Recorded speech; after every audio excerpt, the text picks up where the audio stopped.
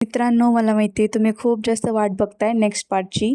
आम्ही निघालो होतो मंदिराकडे जाण्यासाठी. तर ही जी नदी दिसते तुम्हाला, मी स्टार्टिंगला व्हिडिओमध्ये दाखवली होती, तीच नदी आहे. आणि इथं तुम्ही बघू शकताय पप्पांनी रायमुनी तोडला होता. म्हणजे तुम्ही पण लहानपणी रायमुनी खाल्ले आहे का? तर नक्की कमेंट करून सांगा. आणि आम्ही फायनली पोहोचलो होतो मंदिराकडे. तर मंदिरामध्ये पूजेसाठी जे पण सामान लागतं ते आम्ही घेतलं होतं आणि पाऊस पण स्टार्ट झाला होता. तर फायनली आम्ही मंदिरामध्ये आलो आणि पूर्ण व्ह्यू तर मी दाखवणार आहे. पण मी इथं ना कमीत कमी 10 पेक्षा जास्त वर्ष होऊन गेले तेव्हा आमच्या गावाला आले. तर स्टार्टिंगला मम्मी-पप्पांनी दर्शन केलं. मग त्यानंतर मी दर्शन केलं. आता तुम्हाला मंदिराचा पूर्ण व्ह्यू तर दाखवतेच आहे मी. पण ना मला कमेंट करून किंवा पर्सनली मेसेज करून लोकं असं म्हणतात, काही-काही लोकांच्या रिक्वेस्ट एक्सेप्ट नाही केलेल्या. पण ते लोकं म्हणतात, "तू असं बोलू नको, तसं बोलू नको, हे ॲड कर, ते ॲड कर."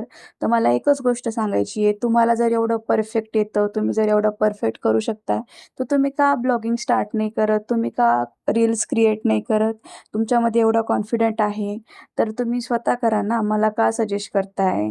तर ठीक आहे, सजेस्ट करत असेल तर काही प्रॉब्लेम नाही आहे.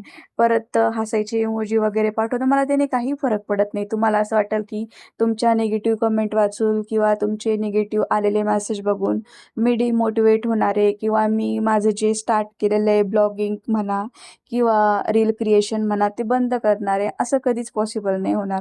कारण की मी ते लास्ट करून बसलेले आहे आणि त्याचं मला खूप गिल्ट होतं, की मी का माझे फॉलोअर्स वगैरे रिमूव्ह केले होते. ते मला परत नाही करायचे.